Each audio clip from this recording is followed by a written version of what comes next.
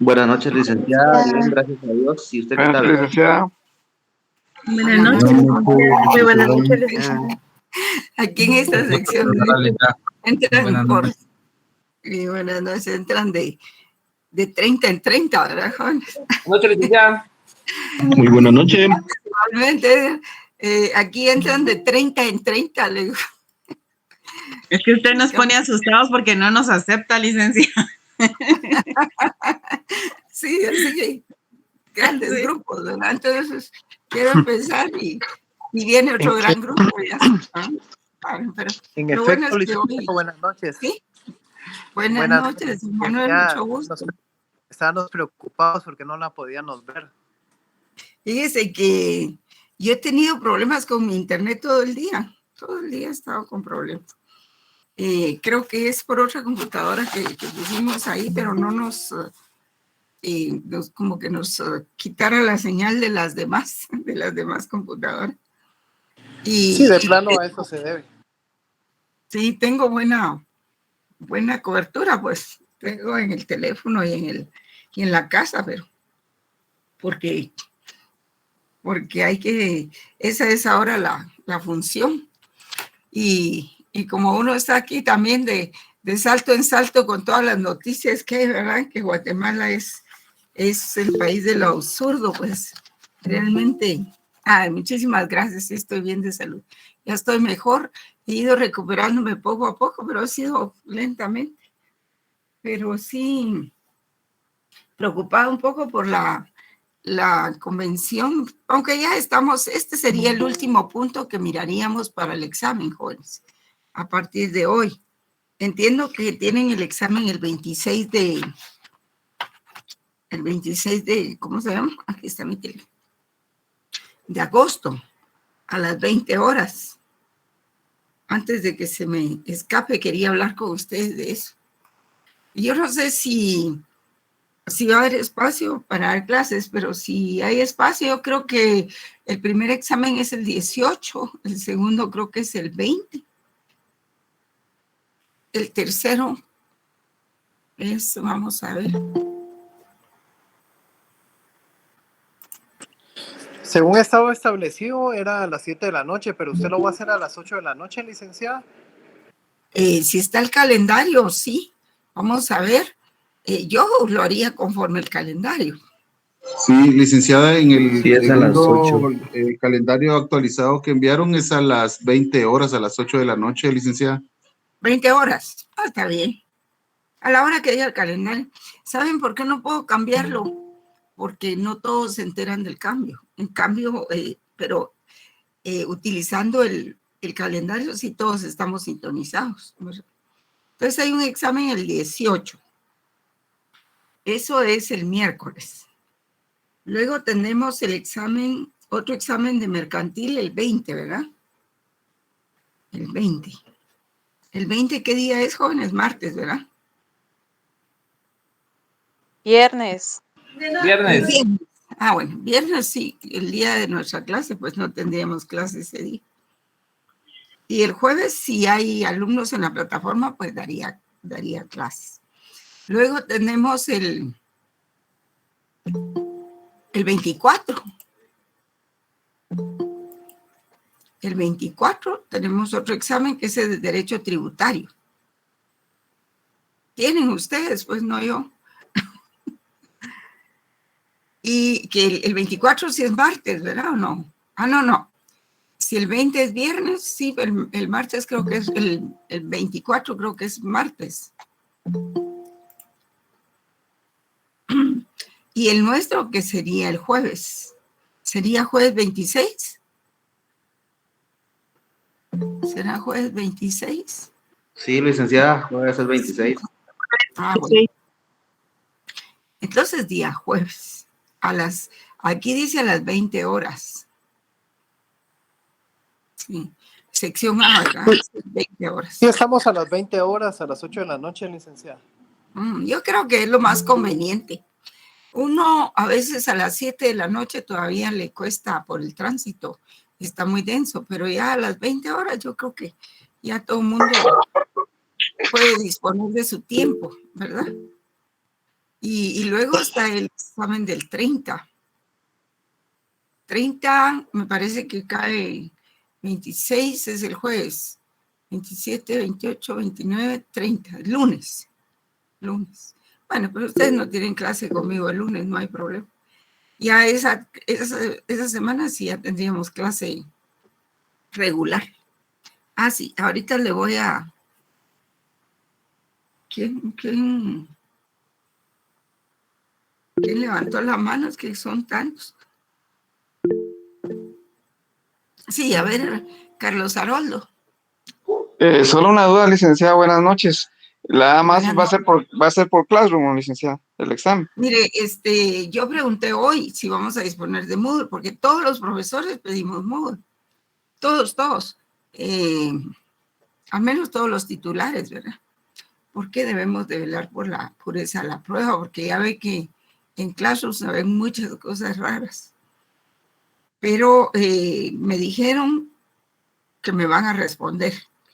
Entonces, como de aquí al 26 todavía tenemos tiempo, yo les avisaría. Gracias, licenciada. Que en principio vamos a examinarnos por Classroom, si es que no nos han colocado el Moodle, ¿verdad? Y las contraseñas están ya ahí en el calendario para Classroom. Y ahora creo que para Moodle no necesitan contraseña, no necesitan clave. Pero yo, si no les aviso nada, es que es por Classroom, ¿verdad? Estoy viendo si les hago unas, bueno, ustedes ya trabajaron conmigo la mayor parte. Hago 30 o 15 preguntas, todavía no sé cómo lo voy a hacer porque hay que hacer un examen cada vez. Y entonces, si les doy 30 preguntas, les daría 45 minutos más o menos. Si les doy 15 preguntas, sería más o menos 20 minutos. 20 minutos para ser equitativos, ¿verdad? Bueno, si no hay alguna otra pregunta. No. Les voy a trasladar una presentación. Anoche vimos el trifoliar de la convención sobre relaciones consulares. Vimos que había vamos a ver. Vimos que hay una separación de... Aquí está el trifoliar. Aquí lo pueden ver.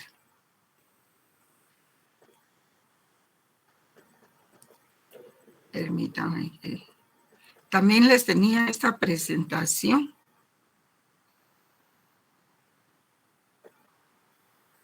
Vamos a ver.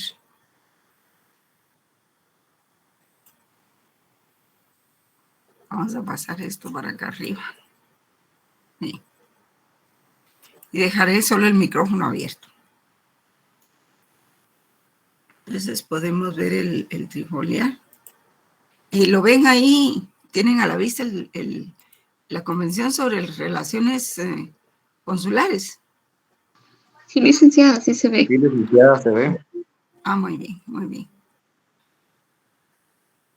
Fíjense que esta forma de colocar la convención es muy práctica. Y yo quise replicarla imprimiéndola.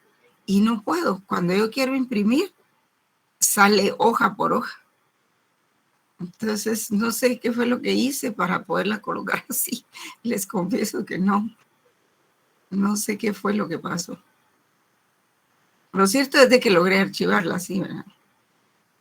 Bueno, ya vimos entonces que la Convención de Viena tiene en su artículo 1 las definiciones, independientemente de los propósitos y las justificaciones en los considerandos. Anoche vimos que hay varias definiciones. Oficina consular, circunscripción consular, jefe de oficina consular, funcionario consular, empleado consular, miembro del personal de servicio, miembros de la oficina consular, miembros del personal consular, miembros del personal privado, locales consulares, archivos consulares, funcionarios consulares de dos clases. de carrera, como lo dice el artículo 200, no, perdón, el libro, en la página 252, don Carlos Larios habla de lo que son los agentes consulares de carrera, o MISI, y los honorarios o ad honorem, ¿verdad? Que aquí se conocen como cónsules honorarios. Ya dijimos en el artículo 2, hablamos precisamente de ese tema. Y el artículo 2 nos remite al capítulo 2 y 3. El capítulo 2, que nos sirve para ver cuáles son los privilegios, las funciones y la protección de los funcionarios consulares de carrera. Aquí está el capítulo 2. Y el capítulo 3 que está aquí nos informa sobre los funcionarios consulares honorarios. Vimos los 2 capítulos ayer. Sí los vimos, ¿verdad? Es como tengo 3 secciones más, por eso les pregunto. Vimos que en el capítulo 2 se refiere a todo lo relacionado con funciones, privilegios, facilidades de los cónsules de carrera, a los funcionarios consulares de carrera y a otros miembros de la oficina consular. Sí, lo que pasa es que en una oficina consular, pues, no solo está el cónsul, está su asistente, hay secretarios, están oficiales y eventualmente, pues, cuando no hay cónsul, hay un abogado que esté por ahí, que haya sido acreditado, tal vez no como cónsul, sino como parte de la misión, pues él puede hacer, un abogado, no, un notario, puede hacer las veces de los movimientos del derecho administrativo y civil, porque ya saben ustedes que las funciones del cónsul pues son técnicas, las funciones del embajador son políticas. Y en ese sentido, pues las funciones del cónsul vienen a ser, por ejemplo, registrar todos los hechos y actos jurídicos, nacimiento, divorcio, matrimonio, todo lo que le afecte en su estatuto personal a las personas, ¿verdad? A los connacionales. Nacimientos también pueden extender pasaportes, hacer renovaciones de pasaporte o reposiciones, extender visa a los extranjeros que quieran, es decir, a las personas del país donde presta sus servicios, que quieran viajar a su país de origen, ¿verdad? Por ejemplo, los cónsules de Guatemala, imagínense con esta migración, tienen mucho trabajo que hacer. Y están ahí inscribiendo y registrando a toda la gente, y todo. Sobre todo la gente que habla de asilo, que son perseguidos. A ellos no les exigen tener un pasaporte, ni un DPI, ni una cédula de identificación, ni nada. Ellos, hay convenciones que permiten que en las fronteras migración los inscriba solamente con su nombre, su edad aproximada, si es que no la saben, su fecha de nacimiento, los datos que ellos proporcionen, ¿verdad? Y ya de ahí entonces empieza a buscar la papelería. Pero en principio, dada la urgencia del asilo, entonces solo se les toman los datos, aunque no presenten ningún documento. Y eso se ha prestado mucho también a que haya mucha migración que realmente no responde a problemas de seguridad, ¿va? Inseguridad, sino que a otras cosas. De todas maneras, siempre hay una necesidad. Si no es de inseguridad, la económica.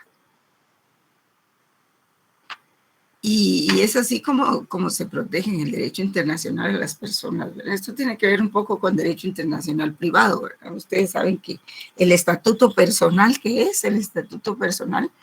Pues son todos los derechos y obligaciones que una persona posee y que las hace valer ante en otro país, en otro territorio.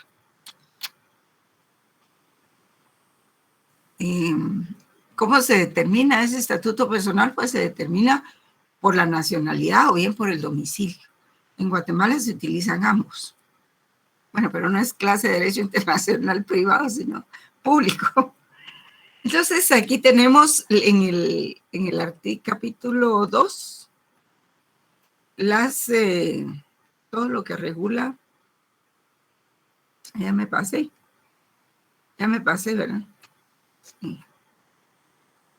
Lo que regula con relación a los cónsules, aquí está, capítulo 2, facilidades, privilegios e inmunidades relativos a las oficinas consulares, a los funcionarios de carrera y a otros miembros de la oficina consular. Y aquí empieza, se divide en 2 secciones. La 1 son facilidades, privilegios e inmunidades relativos a la oficina consular, pero siempre el cónsul de carrera. Y así empieza con facilidades concedidas a la oficina consular para su labor. Y aquí está, facilidades, uso de la bandera y del escudo nacional. Los locales, el país que recibe, receptor, les tiene que proporcionar locales cerca de donde se prestan las actividades del gobierno, las más importantes. Les proporciona inviolabilidad de los locales consulares. Es decir, no pueden, las autoridades del Estado receptor no pueden penetrar en la parte de los locales consulares. Que se debe utilizar son como islas de territorialidad, de extraterritorialidad. Por ejemplo, les hablaba yo ayer de los artículos en donde encontramos el principio de territorialidad. Vamos a ver aquí. Y que por el principio de extraterritorialidad, precisamente, se justifica la inmunidad de las embajadas y de los consulados, pero es precisamente por el principio de extraterritorialidad.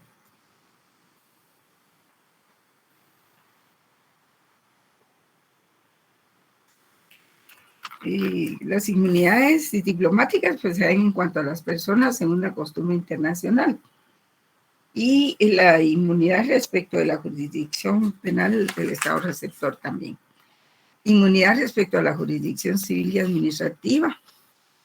Y inmunidad, otra manifestación por el principio de extraterritorialidad es que se dan esas inmunidades y esas exenciones o privilegios, porque los privilegios son no pagar impuestos de aduana, ningún arancel de aduana para importar del menaje de casa, los vehículos y todo del personal diplomático. Y también hay exención de otros impuestos, de otros gravámenes nacionales, regionales o municipales. O sea, no se pagan aranceles aduaneros sin importación del equipaje del diplomático, pero tampoco se pagan otros impuestos. Y otra manifestación de extraterritorialidad está en los artículos 24 de la Convención, que se refiere a los locales y archivos de la misión. Sí, aquí me refiero a la Convención de Derechos Diplomáticos, pero aquí la tenemos en el artículo 30, en la Convención de Viena sobre Derechos Consulares. Y lo mismo pasa con los cónsules que con los embajadores. Solo que acuérdense que las funciones de un embajador son políticas. Las funciones de un cónsul son técnicas. Y por eso es de que para el ejercicio del consulado, el cónsul tiene que ser notario. O sea, tiene que ser notario. Porque los hechos y actos que va a registrar necesitan fe pública. Y tiene un sinnúmero de funciones. Entre ellas también lograr el desarrollo económico de su país, conectar con empresas del país en donde está. O sea, tiene una diversidad de funciones. Por ejemplo, la Embajada de Francia está el embajador, pero hay, creo uno que es otra embajada de Francia y es el agregado comercial, que tienen muchos rubros de cooperación internacional para Guatemala especialmente. Ellos, por ejemplo, uno les presenta un proyecto, lo examinan, habla uno con el agregado comercial y puede pedir una capacitación y se la pueden dar, pues se puede ir a Francia, no en todos los casos, y les dan mucho a papelería, documentación, conferencias, les dan un traductor, les pagan el pasaje y todo. Paquete completo. Y así, como Francia, España también, que tiene muchos rubros de cooperación. Y no digamos, cooperación de España está la parte cultural, todos los trovadores, poetas, escritores, pero también tiene cooperación para el sector justicia. Y España ha trabajado mucho en el sector justicia en Guatemala. Y los españoles están asustados de lo que está pasando en Guatemala, porque eso no tiene precedente. Y también trabajan en otros aspectos, también contratan consultores. O sea, hay embajadas que tienen muchas funciones y mucho personal. Bueno, siguiendo con esto, está la inviolabilidad de los locales consulares, igual que pasa con los locales diplomáticos. Y luego vendría la exención fiscal de locales consulares, no se pagan impuestos, inviolabilidad de los archivos y documentos, el país receptor tiene obligación de cuidar esos archivos, aunque estén en guerra y tenga que ir el embajador. No necesariamente cuando se tiene que ir el embajador porque se rompen relaciones, también se tiene que ir el cónsul. No, el cónsul generalmente se queda. Inviolabilidad de los archivos y documentos consulares, libertad de tránsito, les tiene que dar medios de comunicación, si no tienen vehículos, les tiene que proporcionar vehículos, libertad de comunicación, todo lo que la tecnología produce, ¿verdad?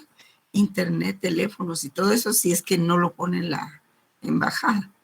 Bueno, en Guatemala más bien, Guatemala recibe, no da, solo da permiso. La valija consular no se le puede retener ni ser abierta en el caso del cónsul de carrera, ¿verdad? En cambio, en el caso del cónsul honorario, sí, para tener valija diplomática, sí tiene que tener, perdón, autorización del país receptor y autorización del país de origen, ¿verdad? Que envía.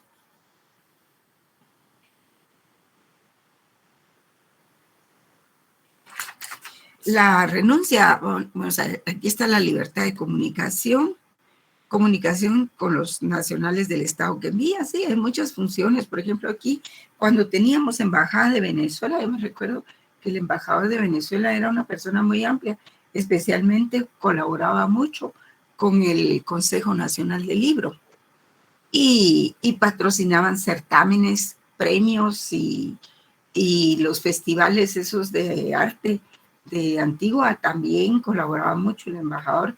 Era una persona que tenía ¿cómo se llama? Cuando se cubre un ojo. Era una persona muy culta y todo, pero luego las cosas cambiaron en Venezuela. Y pues él se fue. Y por eso terminan las embajadas, terminan los consulados también, cuando hay cambios de gobierno. Cuando cambia el mandatario o termina su periodo, pues generalmente cambian el personal diplomático. Acuérdense que también es un nicho de trabajo ahí para los amigos y todo eso. Porque aquí la diplomacia en Guatemala no se toma en serio. Vamos a ver. Sí, bueno, aquí está en la comunicación con los nacionales del Estado que envía. Tiene que haber el cónsul que envía, tiene que contarle a su país qué es lo que pasa día a día. Es parte de eso, de informarle cómo van los acontecimientos.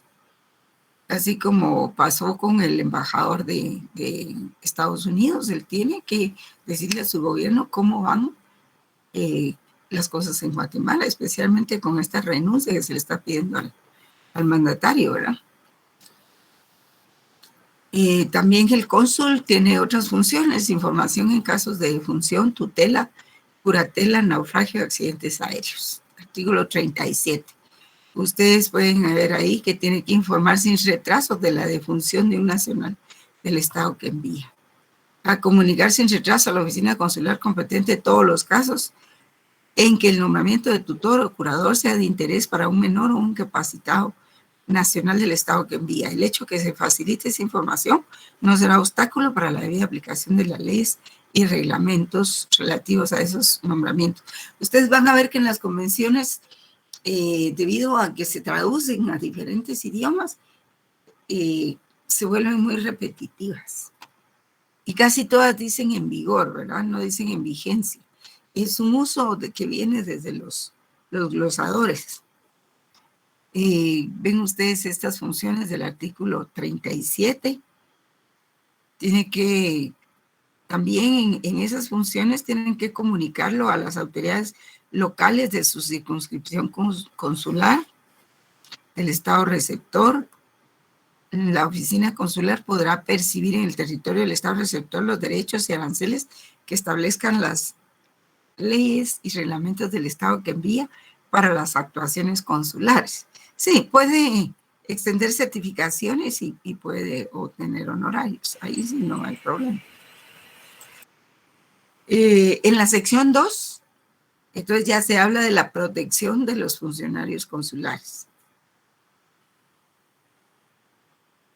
Por ejemplo, la inviolabilidad personal de los funcionarios consulares. No pueden ser detenidos o puestos en prisión preventiva, sino cuando se trate de delito grave. Excepto en el caso previsto del párrafo 1 de este artículo, los funcionarios consulares no pueden ser detenidos ni sometidos en ninguna otra forma a limitación de su libertad personal, sino en virtud de sentencia firme. Son casos muy especiales, es raro que se dé algo así. Y por eso es de que muchos funcionarios abusan de la inmunidad. Y ya se han visto muchos casos, pues hay embajadas en donde han matado gente. Miren ustedes esa embajada árabe que mataron a un periodista y ahí de una vez lo mutilaron y toda la cosa. Terrible eso. Entonces, por eso es de que muchos países ya no están muy de acuerdo con que se extienda la inmunidad de los embajadores ni la de los cónsules. Vaya, el cónsul todavía tiene funciones técnicas, pero bueno.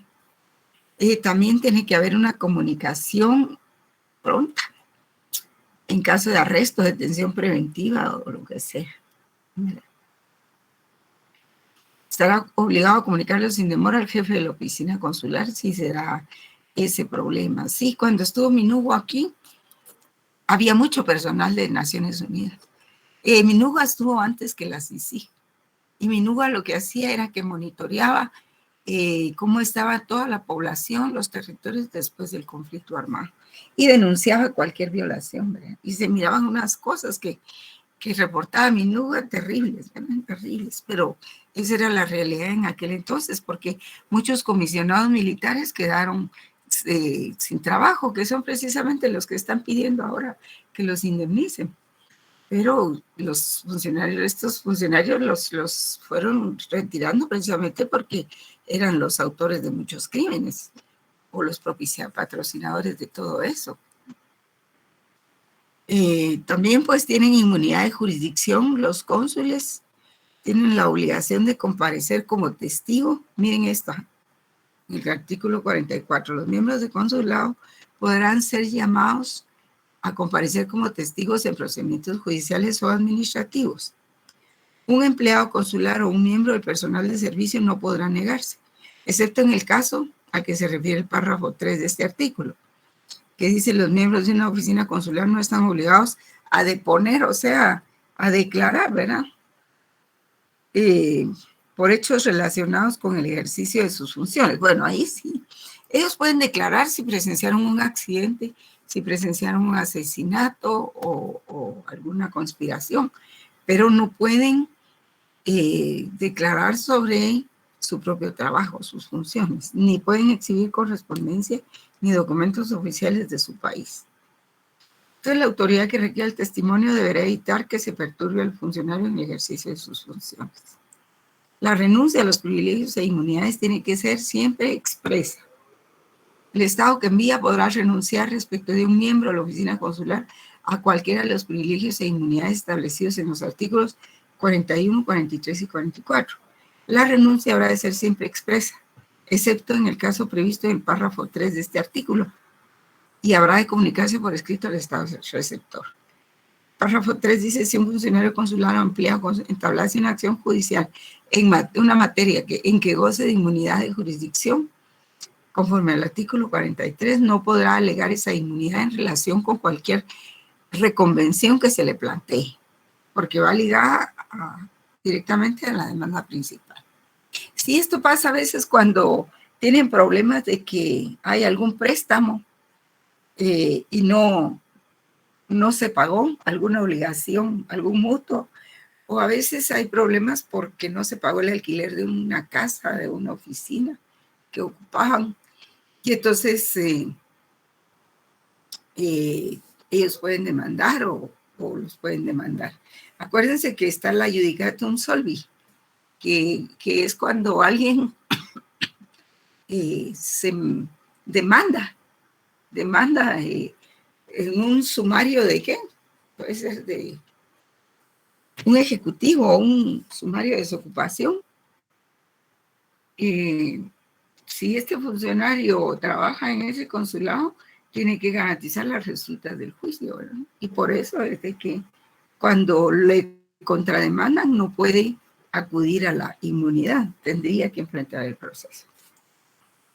También está la exención de la inscripción de extranjeros y del permiso de residencia. Esto no lo tienen que hacer los cónsules. Tampoco el permiso de trabajo, no están obligados. Tampoco pagan seguridad social, régimen de seguridad social. Exención fiscal, pues tienen de aquellos impuestos indirectos que están normalmente incluidos en el precio de las mercancías. Eso sí los tienen que pagar, como el IVA. Van al supermercado y pagan el IVA. Se compran alguna ropa o algo así, o gasolina, y tienen que pagar el IVA.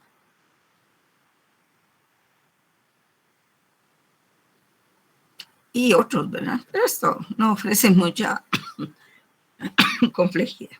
Yo cuando examino tampoco no voy a buscar el artículo 49. Dígame en el inciso C qué es lo que, ¿verdad? Se pregunta lo esencial. Vamos a ver, exención fiscal. Aquí le dan todas las exenciones, ¿verdad? De los aranceles aduanales, de impuestos y gravámenes personales, de impuestos de sucesiones, de gravámenes sobre ingresos privados, de los impuestos y gravámenes exigidos por servicios prestados, de los derechos de registro, aranceles judiciales, hipoteca, timbre, a reserva de lo expuesto en el artículo 32. Sí, que pueden percibir honorarios, por ejemplo, por extender certificaciones, ¿verdad? Los miembros del personal de servicio están exentos de los impuestos y gravámenes sobre los salarios que perciban por sus servicios. Vamos a ver. Y los miembros de la oficina consular, a cuyos servicios se dan personas cuyos salarios o sueldos no estén exentos en el estado receptor de los impuestos sobre los ingresos, cumplirán las obligaciones que la ley y reglamentos de ese estado impongan a los empleadores en cuanto a la exención de impuestos. Franquicia aduanera y exención de inspección. O sea, ellos no les revisan el equipaje, ¿verdad? Siempre y cuando sea para buenos usos, porque a veces se ha abusado del equipaje y también de la valija diplomática, porque la valija diplomática no es solo un maletín, son varios bultos, pueden ser varias maletas. Hay gente que lleva de valija diplomática hasta 30 maletas. Y entonces ellos están exentos de que se los revisen. Pero también ha habido muchos abusos, porque se ha descubierto que llevan dinero, llevan drogas o cosas prohibidas, ¿verdad?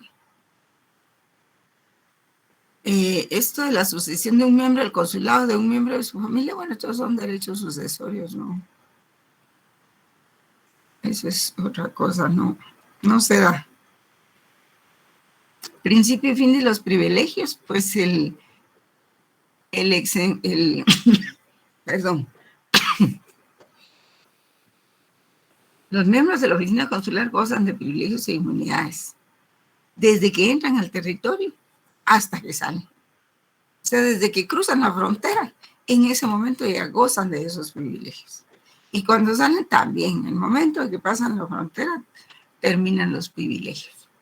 Hay casos en que hay cónsules que tienen la certeza de que sí les van a dar el exequatur. Y entonces pues llegan antes de que se los extiendan, ¿verdad?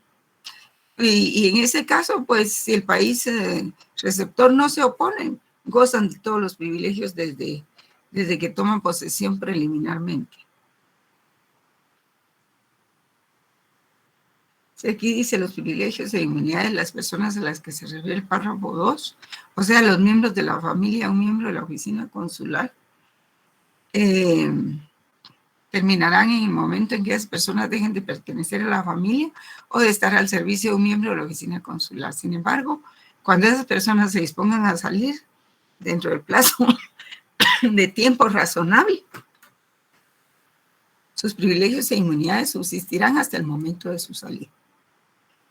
Y, por ejemplo, si alguno de los miembros de la oficina es casado, se lleva a su esposa, pero en el ínterin se divorcian, entonces la esposa pues deja de gozar de esos privilegios. En caso de fallecimiento también de uno de los miembros de la familia, obligaciones de los terceros estados de un funcionario consular a través del territorio se encuentra en el territorio de un tercer estado, de ser necesario, le haya concedido un visado para asumir sus funciones o reintegrarse a su oficina consular o regresar al estado que envía, dicho tercer estado le concederá todas las inmunidades por los demás artículos de la presente convención.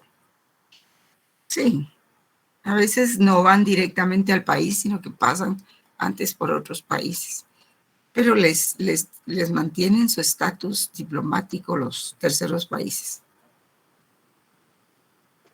No deben poner dificultades el paso por su territorio. A veces la gente se va por tierra, no se va por avión, ¿verdad? Porque le es más barato llevar todos sus bienes por tierra.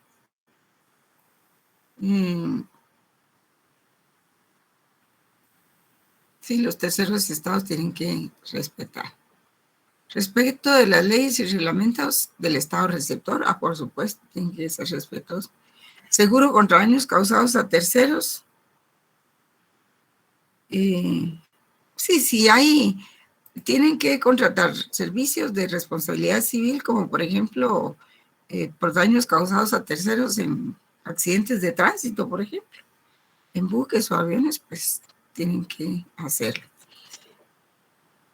Vamos a ver.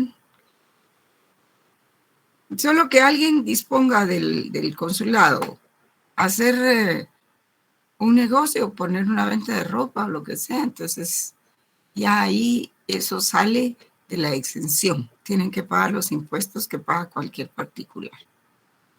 Ahora, en cuanto a los funcionarios consulares, dijimos ayer, ¿verdad? Estos son los artículos en que se basan esas disposiciones y todos esos se aplican a las oficinas consulares dirigidas por funcionario consular honorario y también estos otros artículos, o sea que la convención se aplica toda, a excepción de estos artículos que dice aquí. Las facilidades y privilegios e inmunidades de esos funcionarios consulares se regirán por estos artículos. Los privilegios e inmunidades establecidos en la convención no se concederán, fíjense bien, en los cónsules de carrera sí se conceden a los miembros de su familia. En el caso de los cónsules honorarios, no. No se concederán a los miembros de la familia de un funcionario consular honorario, ni a los de la familia de un empleado consular de una oficina consular dirigida por un funcionario consular honorario. El intercambio de valijas consulares entre dos oficinas consulares situadas en diferentes estados y dirigidas por funcionarios consulares honorarios no se admitirá, sino con el consentimiento de los dos estados, tanto el estado que envía como el estado receptor. De los dos estados receptores. Protección de los locales consulares también. Ahí sí, el estado receptor adoptará todas las medidas para evitar algún daño, intrusión, etc. También gozan de exención fiscal de los locales, inviolabilidad de los archivos, franquicia aduanera.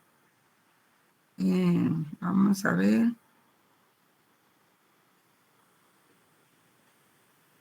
Sin embargo, las enfermedades.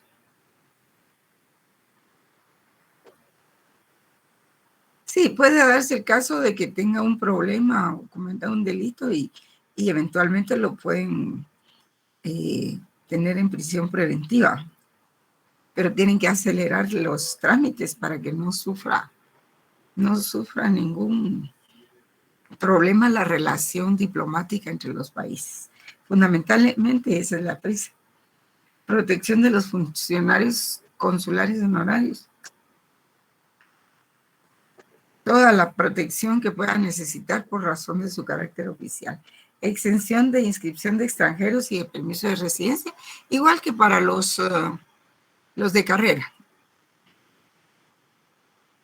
Exención de prestaciones personales. Por supuesto que no están obligados a prestar servicio militar en el país receptor, ¿verdad? Pero hay que decirlo, se supone, pero tenía que decirlo la convención. Están exentos de todos los impuestos y gravámenes, todos los honorarios, ¿verdad? Los agentes consulares que no sean jefes de oficina consular.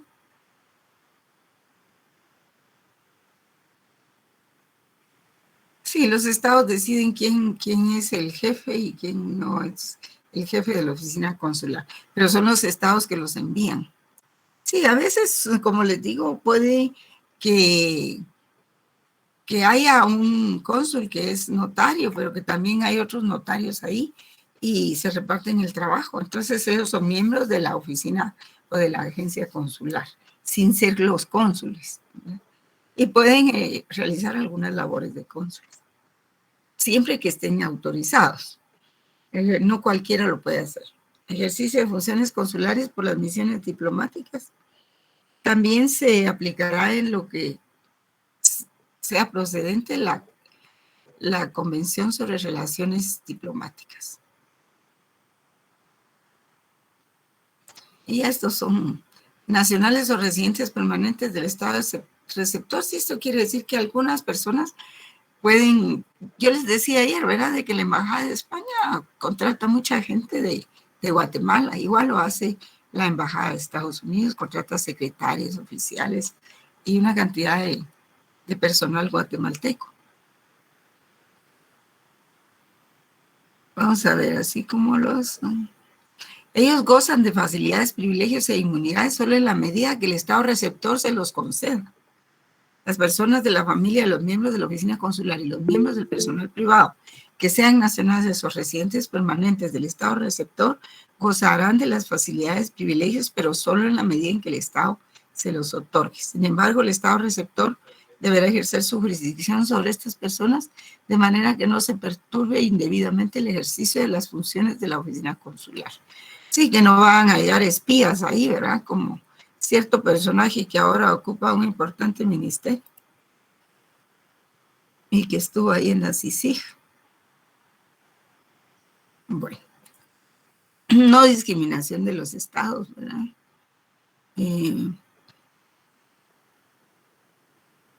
Bueno. Entonces regresamos allá al artículo 1. Ya vimos eso rápidamente. ¿Qué horas son? 7:54. Bueno, ya vamos a finalizar esto. Les iba a poner la presentación, pero es algo igual a esto. Mejor no. Vamos a ver. Entonces aquí nos quedamos en el 2. Ya vimos todas las disposiciones relativas a ambos tipos de cónsules. Y luego la situación particular de los miembros de las oficinas particulares que son nacionales o residentes permanentes del Estado del receptor se rige por el artículo 71. Sí, son los nacionales, ¿verdad? Ya lo vimos ahí en el Estado receptor, está al final de la convención. Luego están de las definiciones, están las relaciones consulares en general, relaciones consulares propiamente, que se deben efectuar por consentimiento mutuo. Miren, jóvenes, aquí la cuestión de establecer embajadas y consulados tiene un común denominador, y el común denominador es el consentimiento mutuo. Nada puede ser forzado, ¿verdad? Tiene que haber mutuo consentimiento. Pero también hay problemas, ya lo vamos a ver cuando veamos la Convención sobre el Derecho y los Tratados, que eventualmente hay vicios en el consentimiento también, por amenazas o qué sé yo, ¿verdad? O por corrupción. Las funciones consulares serán ejercidas por las funciones consulares. También las pueden ejercer las misiones diplomáticas según las disposiciones de la presente convención. Sí, a veces no hay dinero para pagar cónsul, para pagar embajador. Entonces, lo más importante es colocar un embajador y entonces él es notario, también puede hacer esas funciones. O bien tiene un oficial o tiene entre su personal un notario y entonces el mismo embajador con ese notario hacen las mismas funciones, ¿verdad? No necesitan establecer un consulado, sobre todo Guatemala, que no tiene dinero para eso. Generalmente se dan muchas concurrencias y en esas concurrencias pues se valen de terceros países para ejercer las funciones consulares. Un mismo cónsul en un país puede desarrollar funciones consulares, por ejemplo, en un país de África, en Uganda, por ejemplo, que tuviera, por ejemplo, Guatemala una oficina. Ese mismo cónsul puede hacer las veces puede servir a otros países, ¿verdad? Podría ser a Centroamérica. La cuestión es el consentimiento del Estado receptor. Eso es todo. Funciones consulares, también ya vimos en qué consisten las funciones consulares: fomentar las relaciones comerciales, económicas, informarse e informar a su país la evolución de la vida comercial, cultural y científica, extender pasaportes, documentos de viaje a los nacionales del Estado que envía y visados o documentos adecuados a las personas que deseen viajar. Por ejemplo, en Guatemala es el cónsul de los Estados Unidos el que nos proporciona la visa para que nosotros podamos viajar a Estados Unidos, ¿verdad? Para ir de turistas o también otro tipo de visados. Prestar asistencia y ayuda a los nacionales del Estado que envía. Actuar en calidad de notario en la de funcionario de registro civil y en funciones similares y ejercitar otras de carácter administrativo, siempre que no se opongan las leyes y reglamentos del Estado receptor. Velar de acuerdo con las leyes por los intereses nacionales del Estado que envía. Por ejemplo, él tiene mucho que ver con los tratados de libre comercio y tienen que proteger los intereses de su país. Velar por los intereses de los menores y otras personas que carezcan de capacidad plena y sean nacionales del Estado que envía, y en particular cuando se requiera instituir para ellos tutela o curatela. También tienen que representar en casos de ausencia a los nacionales. O sea, todas estas funciones son de derecho civil, procesal civil. También son funciones como las de la Procuraduría General de la Nación y de los registros civiles. Por eso es que se dice que son técnicos. Tiene que representar a los nacionales del Estado que envía y tomar medidas convenientes para su representación ante tribunales y otras autoridades del Estado receptor. Sí, cuando alguien incurre en un proceso y es extranjero, ¿a quién va a acudir? A su cónsul para que lo auxilie, y por eso, porque son abogados también, para que se adopten las medidas provisionales. Por ejemplo, si hay que pedir medidas precautorias, comunicar decisiones judiciales y extrajudiciales y diligenciar comisiones rogatorias de conformidad con los acuerdos internacionales y a falta de los mismos, de manera que sea compatible con las leyes y reglamentos del Estado receptor. Ejercer los derechos de control e inspección de buques que tengan nacionalidad de dicho Estado y de las aeronaves matriculadas en el mismo, también de las tripulaciones. Prestar ayuda a los buques y aeronaves a que se refiere el apartado K de este artículo, y también a sus tripulaciones. Recibir declaración sobre el viaje de los buques, examinar y representar documentos de a bordo y sin perjuicio de las facultades de las autoridades del Estado receptor, efectuar encuestas sobre los incidentes ocurridos en la travesía y resolver los litigios de todo orden que se planteen entre el capitán, los oficiales, los marineros, siempre que lo autoricen las leyes. Ejercer las demás funciones confiadas por el Estado que envía. a la oficina consular que no estén prohibidas por las leyes o a las que el Estado receptor no se oponga. Luego viene aquí ejercicio de funciones consulares fuera de la circunscripción consular. Se puede hacer siempre que haga consentimiento del Estado receptor. Sí, que no esté en su oficina, ¿verdad? Sino que las haga en su carro o en una forma ambulante o en otra oficina. Ejercicio de funciones consulares en terceros estados también, siempre que estos presten su consentimiento. El estado que envía podrá, después de notificarlo a los estados interesados y salvo oposición, encargar una oficina consular establecida en un estado que asuma el ejercicio de funciones consulares en otros estados. Sí, Guatemala se auxilia de otros consulados o de otras embajadas también para no pagar personal y locales y todo eso, ¿verdad? Ejercicio de funciones de consulados por cuenta de un tercero. Una oficina consular del Estado puede enviar previa adecuada notificación al Estado receptor y siempre que no se oponga, puede ejercer funciones consulares por cuenta de un tercer Estado en el Estado receptor.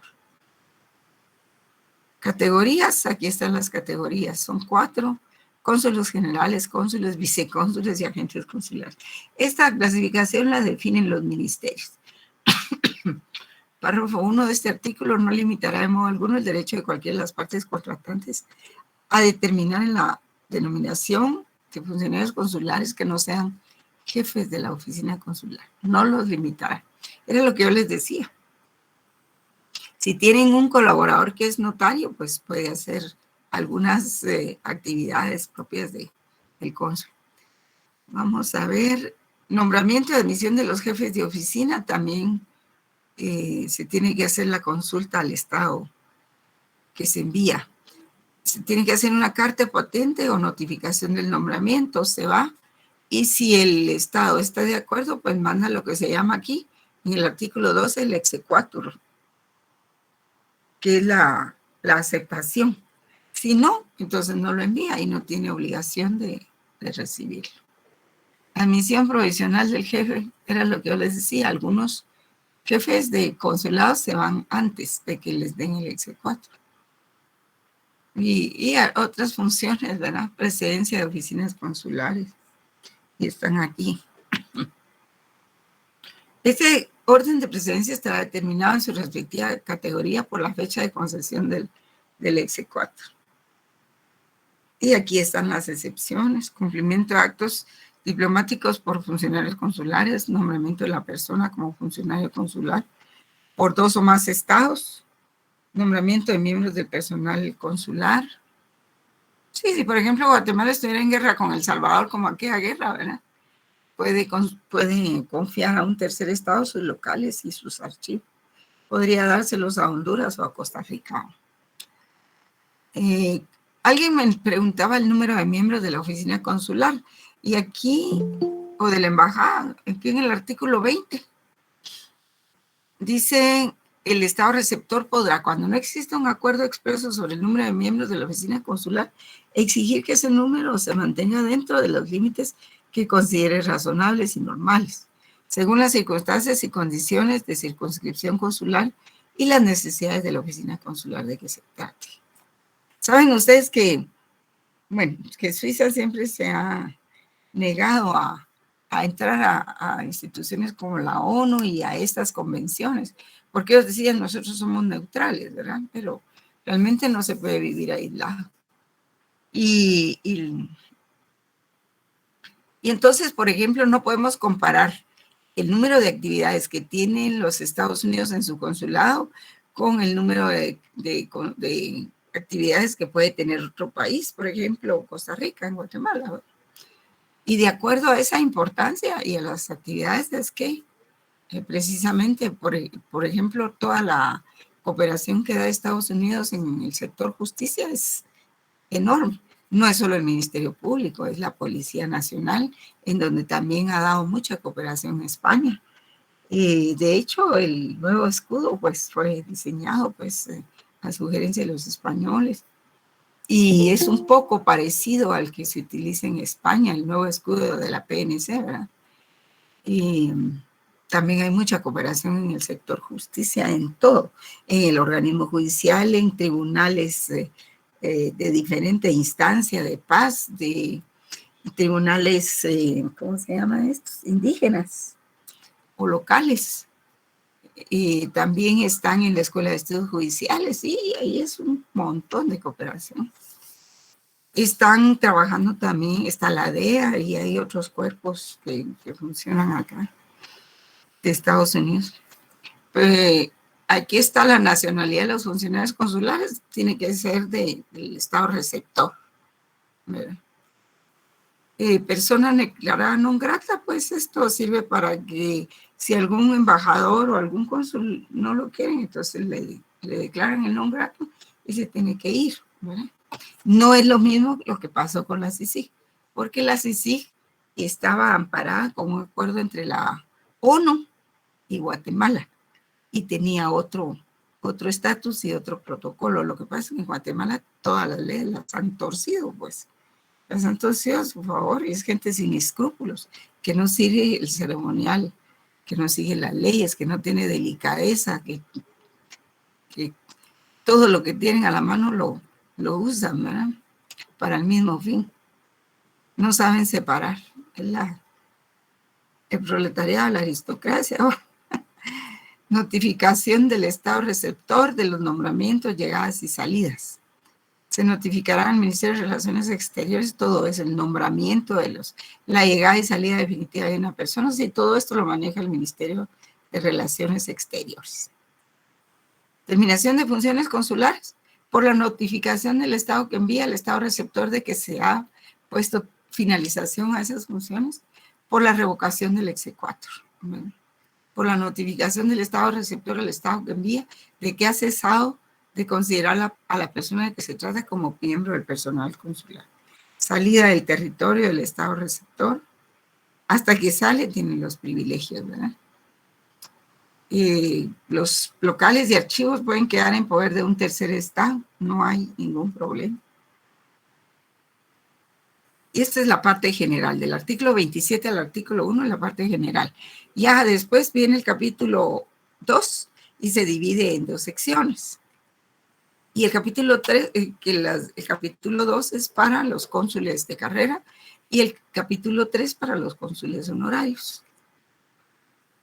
Y ahí los 27 artículos iniciales son iguales para todos.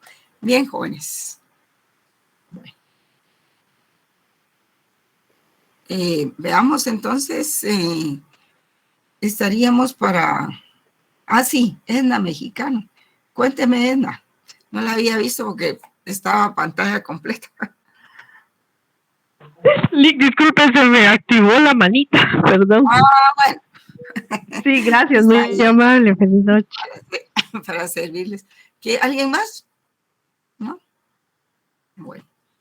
Y si así es, entonces nos veríamos en el sección A, en el examen, el día 26. Si hubiera algún cambio de plataforma, siempre estén listos para... Yo les notificaría, ¿verdad? Por Classroom. Les notificarían con tiempo para confirmarles lo de la plataforma. Acuérdense que también el libro del doctor Larios habla de todo eso que platicamos. Y se habla mucho de los abusos, ¿verdad? De los abusos de la inmunidad. Eso está más o menos en la página, hasta la página 259, 58, sí. Ahí estamos, jóvenes. Bueno, es un gusto entonces, y si tenemos oportunidad, pues en algún horario están ahí, entonces empezaríamos a dar clase. Perdón, el problema es que a veces se quedan los temas inconclusos. Yo generalmente tomo un tema y lo desarrollo en los 2 días, ¿verdad? Y ustedes están en la pena de su examen, entonces ahí sí que depende de ustedes. Bien, jóvenes, que tengan buena noche y entonces ahí estudian, ¿verdad? Es la recomendación. Hasta luego, buenas noches. Buenas noches. Gracias, buenas noches.